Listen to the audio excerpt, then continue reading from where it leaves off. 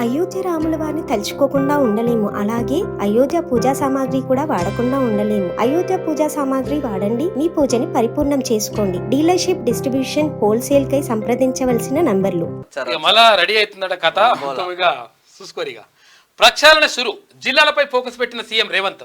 ఇక అటెండర్ నుంచి ఉన్నత స్థాయి అధికారి వరకు క్లీన్.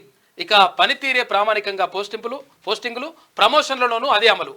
ఇక బీఆర్ఎస్ హయాంలో పైరవీలే ప్రామాణికం. నేటి నుంచి సీఎం రేవంత్ జిల్లాల టూర్, క్షేత్రస్థాయి డెవలప్మెంట్ టార్గెట్ అంట. ప్రజాపాలన ప్రతిబింబించేలా ప్లాన్ చేస్తా ఉన్నారు. ప్రతి జిల్లా డెవలప్మెంట్ కావాలి.